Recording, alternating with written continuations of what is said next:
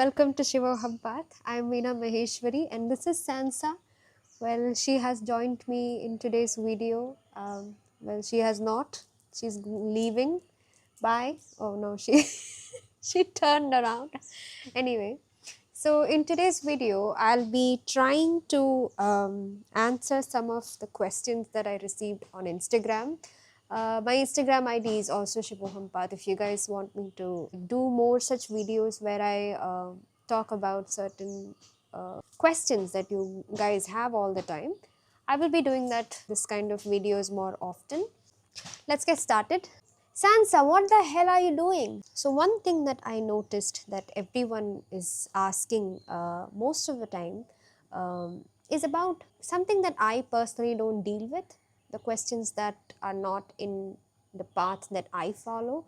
So those questions I'll be respectfully just ignoring, because if you guys really have paid attention to my previous Q&As on Instagram or the reels that I have posted so far, the captions in it, you will understand that these are not the things that I talk about, like different forms of the goddess, different what do they mean, the different sadhanas that you have to perform. These are not something that I personally deal with, nor I have any understanding of it, because I didn't have to do any of those things. So those are not my interest areas. So the first question that I'm going to take up is the karmic significance and imprints of being born in every nakshatra. Well, that is a huge topic. You can actually just YouTube it. A lot of great astrologers that I personally also watch have covered these topics. These are not very rare topics. These are available all over the internet. I don't think I have to personally talk about them, that I have a different ideology or something. Or you can read this text called Karma Vipak Samhita. In this, you can get a lot of stories about each nakshatra, and these stories uncover why certain karmic implications are there for each nakshatra and why you are born in them, what kind of karmic imprints you have. So you can go ahead and read that if you are interested to know about these things. I personally don't think I require to add my understanding to it. How do we know what is stopping one in our spiritual journey? You yourself, there is no one else out there. There is nobody outside of you. So it is you yourself. If you have the idea that you and the other, you and something negative influence, all of this is just your two butterflies are in my face. The idea that anyone else external can even cause any issue to you is itself is karmic and something you have to deal with yourself. There is no one else, basically. What are your thoughts about lust? Why do people feel it is a hindrance in the spiritual growth? Well, see, again, this is completely from my path. I don't know what kind of stuff and rules and regulations are followed on different paths. So it is depending on what your guru will tell you. But I can tell you from my angle how this is going to work. So according to us, lust is one of the sensory samskaras that you earn from many lifetimes. You must have received a lot of sexual karmas in your past lifetimes. You have definitely must have acted on those things. You have done it with other people. Whatever that might be, it will somewhere leave certain impressions in your subconscious mind, and that basically is what you have to release. So the releasing doesn't happen just like that in our case. So we sit in sadhana, and we don't call it sadhana, we call it sadhan because we are basically just sitting and observing our thoughts and what's going on, and our thoughts are basically the samskaras of our past life. And while observing without judging, without having any thoughts on those thoughts, you're basically clearing those karmas. So when such thoughts arise in us, we just see it as something that you have to release. You just observe it without acting on them, without judging them. It's just there, and after a while it just dissolves. So we don't see it as good or bad. We don't see it as, oh no, we have to suppress it, we have to do this, we have to do that. No, It's just a natural thing that probably I earned in my past life. These impressions were there somewhere in my subconscious mind. I just have to look at it and release it. Simple as that. Another one is brief explanation of Sri Yantra Tripura Sundari. See, again, not my area, not my expertise, not the right person. So the next question is, does every time we get different Kundli chart when we take rebirth again and again? See, this shows that you didn't understand how karmas work, basically. Many lifetimes, across many lifetimes. It's not just one or two, thousands probably, maybe 50, 100, I don't know. These many lifetimes you have performed so many different karmas. Now these karmas are not going to have their fruits all come into one life. You will basically be picking up certain karmas and come into one life, right? So the moment you take up a body, you have certain prarabdha that has to come into your current life. And that's what's going to be shown in your kundli, not the entire set of karmas that you have accumulated over many lifetimes. That's called sanchit karma. That's the go down karma. It's somewhere in the go down of your subconscious mind. It's not something external. But the ones that you will be having fruits, the ones that you have to enjoy or go through, they will be shown in your kundli basically. So every time, yeah, definitely it will be different each time. Do you feel only Shiva's presence? Do you get dreams about other deities? Are yaar. See, it's all one. Doesn't matter. They are all different forms. Duality question. There is no point explaining all this. If we have only come to the non-duality, is what I say will make sense. Before that, no matter how many times I'm going to explain, it's not going to make sense. I'm going to skip that. It is common. Is it common on spiritual path that one is tested to the extremes that faith is shaken? Depends, I guess. Depends. If that is in your karma, where you have performed probably in your past life, you questioned everything. You didn't listen to your guru or some or the other. You try to be over smart with your guru or something probably. It all depends on your karmas. I don't think that is a template structure like, oh, cut and paste into everyone's life. No, I personally didn't have to go through such things. Why normal people see a young spiritual being like they are running away from the career? Abbe yaar, running away from career, what do you mean? They take sannyas? Sannyas probably. But again, if that's their path, who are we to judge? See, everyone has their own karmas. You don't have to get a certificate from so and so people to choose your path. If you are doing it for other people to get their approval or whatnot, then probably you are not being spiritual. You are completely being materialistic in that case. In that case, probably. I don't want to judge all that. I'm not the judge for anyone. I'm only judge for myself. Anyway. Some creatures take his form to distract you. How do you know it's him? Eh? Again, duality question. There is no one except him. So, duality questions, I don't think if I answer it will make sense to you. Only the person who has realized the non duality would have some understanding of what I'm talking about. So, could you please talk about Shaivism, Shaktism, Vaishnavism, and the paths? Some say Lord Vishnu is supreme, while others say Shiva from the beginning until the end. It's all different paths based on your own karmas, your own samskaras. Maybe in the past life you had connection to Vaishnavism, you had connection to Shaktism. All of them are same. All of them are leading you to the same goal. If you want to see Shiva as the supreme, doesn't matter. Nobody is going to be angry with you. Vishnu is also Shiv. Shiv is also Vishnu. They are all Shakti. Again, duality question. I don't know how to explain to you while you have no experience of non-duality. Why God is divided? Oh my God. Duality questions after duality questions. Who decided these? People who are in duality will come up with the kind of stories that doesn't make any sense to a person who have remotely experienced non-duality. Because see, you will create n number of stories while you are in your dream state. When you wake up, you will think, what the hell was I thinking about? Why was I getting scared over a dream? Or why was I doing that in a dream? Same only. You will feel like, why was I thinking that stuff that I was thinking the moment you have that awakening?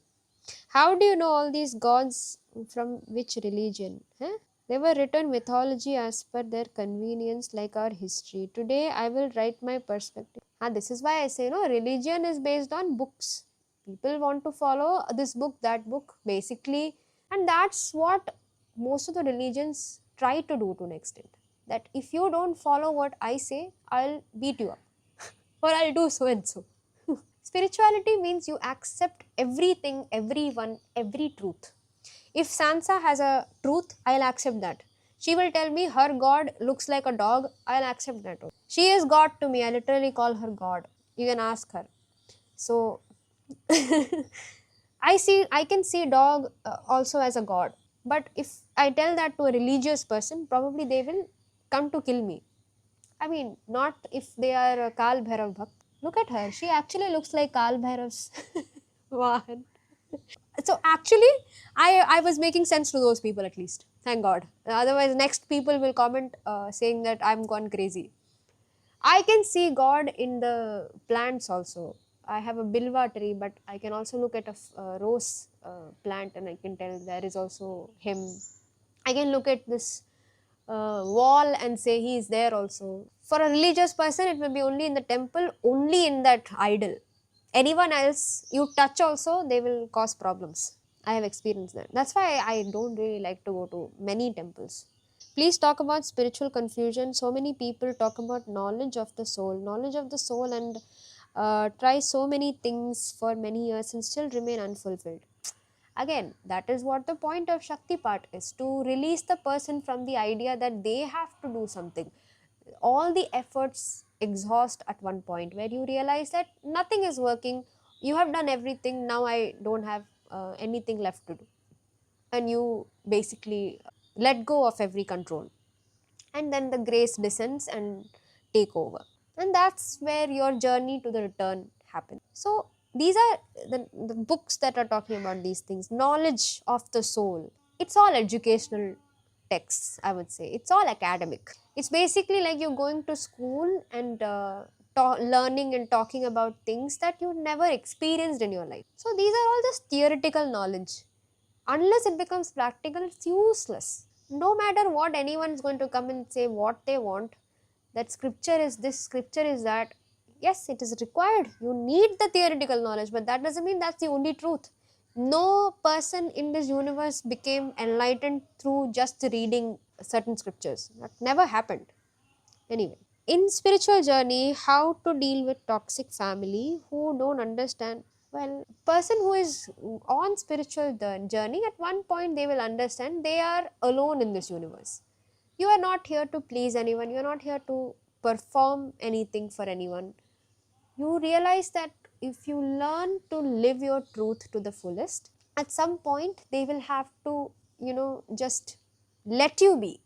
And if they don't, well, you have to understand that that is also your karma.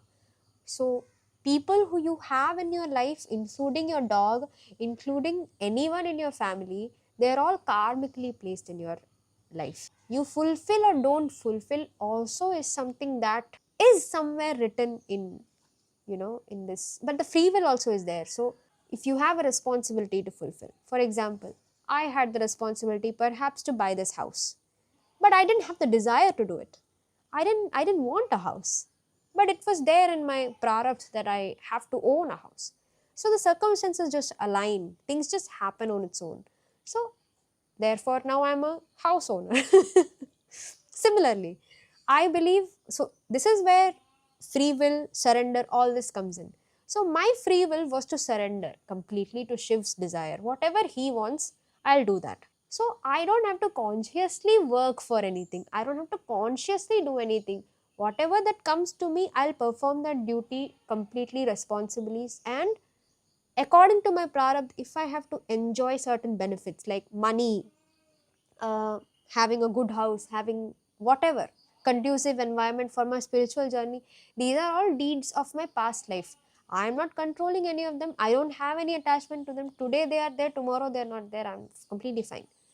This is the kind of thing, if you do it with that kind of approach, probably you will not face this kind of problem. I really want to feel peace in my heart by giving it to okay, do that.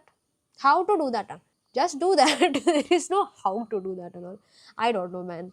There is no procedure and all. You just do it mentally or however you want. Saturn is Amatyakarak. Amatyakarak means the planet that owes you money, the planet that will be resulting, that kind of karmas that you have to do will be according to the planet. So if Saturn is your Amatyakarak, that means you have to serve others, you have to serve maybe the older generation, elder people, people who are neglected by the society. Those people, if you work for them, you will automatically be earning money without any too much effort. Is guru necessary for your spiritual journey? Yes. Also, how much astrology is right, to what extent? That's like asking if karmas are right. Anything that happens in your life, in the present life, is not an isolated event. That's all you have to understand. You have something good happening, bad happening, career advancement. Oh my god, Sansa. Sorry about that, guys. Sansa had a wonderful idea to get up and move, so I have to replace my camera. So, astrology is very much real because your karmas are real.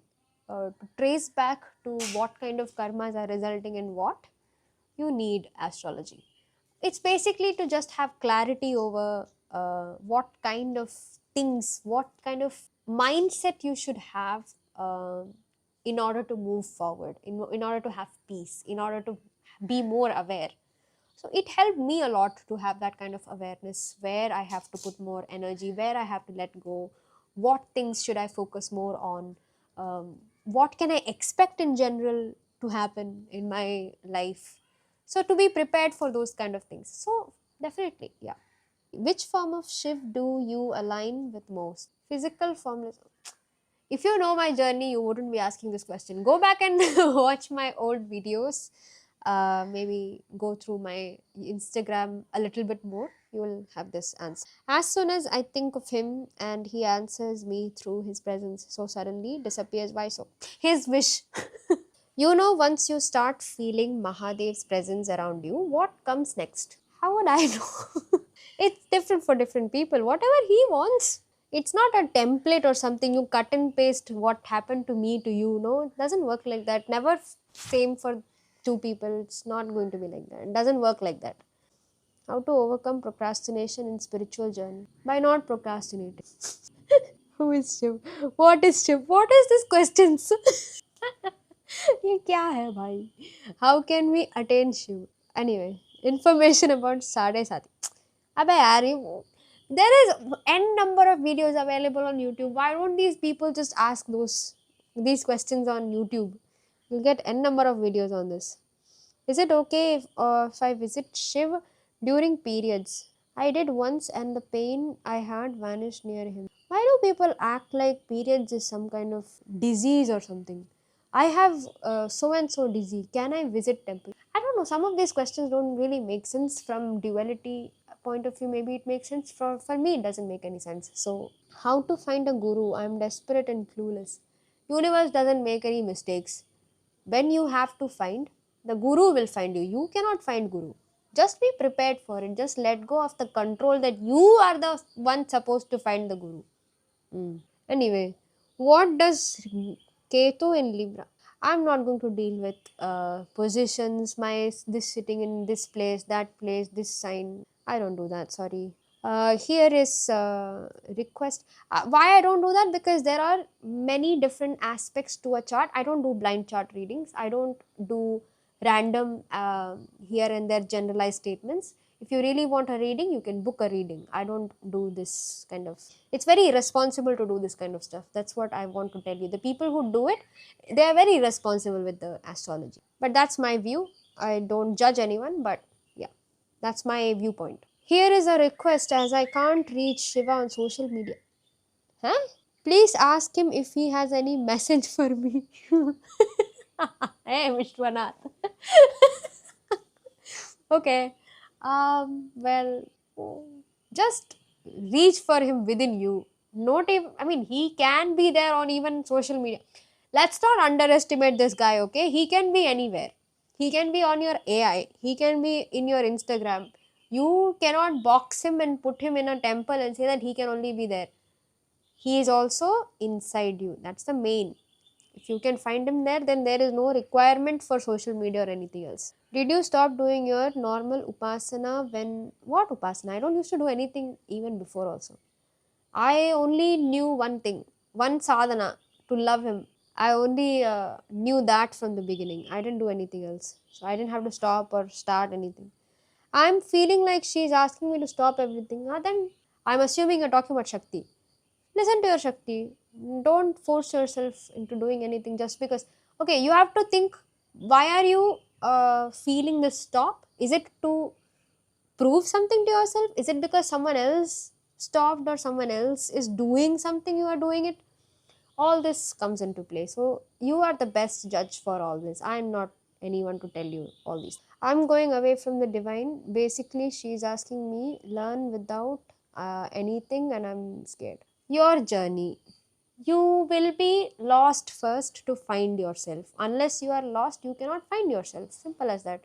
So I can just tell you that if you really had faith in the divine, you wouldn't be feeling scared, right? So surrender yourself to the unknown, to what is there out there that you don't know, some things there that you're scared of. Just let go that and know that the all knowing, all powerful divine Shakti can protect you at any cost if you really surrender yourself to her. Anyway, this time I genuinely want a reply from you. I lost everything, got cheated on. I have nothing, unaware of rules. I don't know how to basically tell you this, but you are basically just following every other person's journey. Basically, it's very common. People lose everything. Huh? So what? They were never yours to begin with. None of these were real. Nobody was real. Your family members, your relationships, all of this is just external body relations. The moment your body is burnt, none of these people are going to think about you after a year or two. They will forget you, and you will be going on to your own other journeys. Next body, next journey, next relationships. So basically, your spiritual path is to understand this journey that this is all just temporary, and sometimes it's a little harsh way to understand it, but you are there. Now just accept the truth that this is it, this is how life is. बाकी जो जैसा होगा देखा जाएगा. That's basically detachment, vairagya. I don't think anyone can guide you through this except yourself. Ask yourself, what do you want to do from here? What is exactly where you want to see yourself? I'm literally sitting in almost Padmasan, but it comes easy for me. I'm not a yoga practitioner. I've never done strict yoga in my life, but I'm very flexible in the sense like I can literally perform a Padmasan just like that very easily. I don't know if you guys can see it, but, and I can also sit like this for how many hours, and I can also do quite a lot of tricks with my legs, like go like that and all. So perhaps see, that's the past life things, you can do these things because probably you did all these things in your past life. So, and you can also see I'm very thin because, well, again, past life impressions only. Anyway, jokes aside, Madhurya Bhakti for Shiv is male. Oh, for males. See, again, I keep on saying this. The Atman inside you is not male or female. I can simultaneously be a male from within. But on the outside, I have a female body, so everyone recognizes me as a woman. But I am neither a woman or a man. I am Vishwanath also. And I am Veena also. That is the actual truth. That is what even Shiv Shakti, the entire whole journey is talking about, to realize that both are you. So if you are a male on the outside, that doesn't mean you are only male on the inside. So you are both Shakti and Shiv from within. So there is no point of asking Madhurya Bhakti for male or female. There are many Babas I have seen who wear Mangal Sutra for Shiv, because inside the Shakti is within him also. You also have the same Shakti that I have, everyone has. So if you have that from within, just accept it. Who do you have to prove? Who do you have to answer to? There is no one out there. That is what you have to understand. What exactly is non-duality according to your understanding? What I live. Basically, after you realize the non-duality, it is very, very, very hard to even see something and take it as in the duality sense. You can play around with it, but you know it's a play. But most people are in duality due to ignorance. That's the difference. Once you get to non-duality, then you play around with your duality. That is different. Now you have the awareness. So that's basically all the spiritual paths are basically talking about. That you understand that who you are praying to, the path you follow, the person who was praying, everything is one.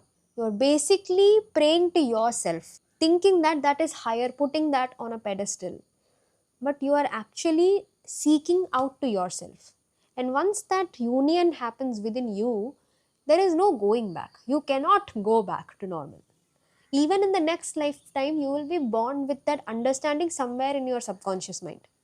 You cannot accept anything that is this duality people, all these duality narratives these people are talking about, and you will be like, somewhere you know the truth. But once the guru appears and you receive the grace, there is no going back. Anyway, I think that's the end of the questions. I don't see any more questions.